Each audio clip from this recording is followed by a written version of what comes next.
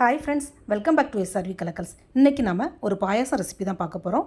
ஆனால் அரிசி பருப்பு எதுவும் இல்லாமல் கொஞ்சம் டிஃப்ரெண்ட்டாக மைதா மாவு வச்சு பண்ண போகிறோம். வாங்க எப்படின்னு பார்க்கலாம். அதுக்கு முன்னாடி நம்ம சேனலில் ஃபஸ்ட் டைம் பார்க்குற வியூஸ் ப்ளீஸ் சப்ஸ்கிரைப் பண்ணி வச்சுக்கோங்க. அப்போ தான் நான் போடுற வீடியோஸ் எல்லாமே மிஸ் ஆகாமல் உடனே உங்களுக்கு நோட்டிஃபிகேஷனில் வரும்.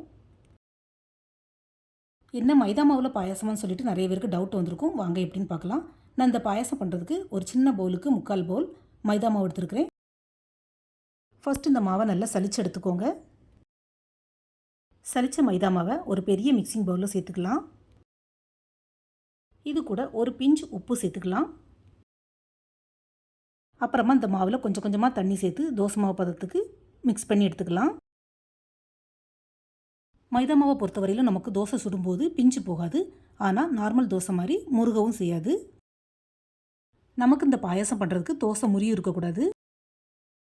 மைதா மாவில் தண்ணி சேர்த்து இந்த மாதிரி தோசை மாவு பதத்துக்கு மிக்ஸ் பண்ணி எடுத்துக்கலாம். இந்த மாவு மிக்ஸ் பண்ணும்போது கட்டி எதுவும் இல்லாமல் பார்த்துக்கோங்க ஃப்ரெண்ட்ஸ். கட்டி தான் இருந்ததுன்னா நமக்கு தோசை ஊற்றும்போது சரியாக வராது.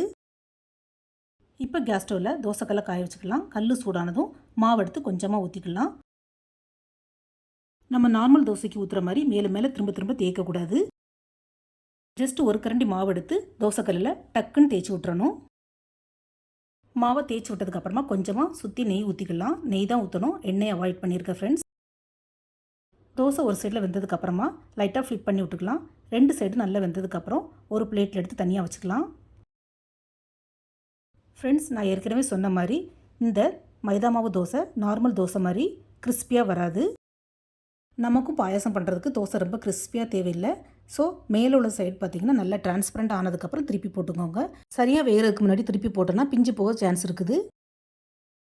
ஆனால் தோசை மட்டும் கொஞ்சம் தின்னாகவே சுட்டு எடுத்துக்கோங்க. அப்போ தான் நமக்கு பாயாசம் பண்ணும்போது அந்த பீசஸ்லாம் வாயில் கடிப்படும்போது நல்லாயிருக்கும்.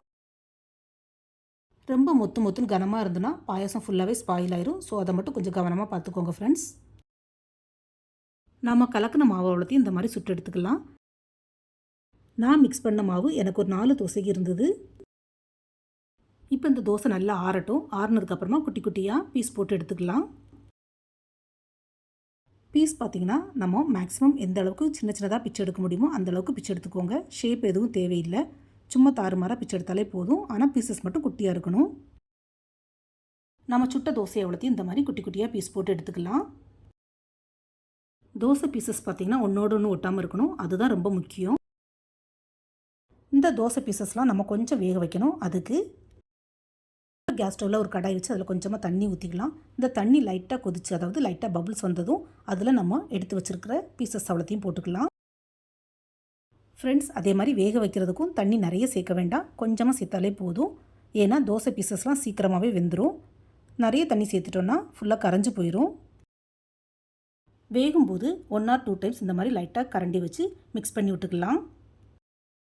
ஏன்னா கட்டி பிடிச்சிடக்கூடாது, அதுக்கு தான். இந்த பீசஸ்லாம் பார்த்திங்கன்னா 2 மினிட்ஸ்லேயே டக்குன்னு வெந்துடும். கை வச்சு பார்த்தா இந்த மாதிரி நமக்கு சாஃப்டாக வரும்.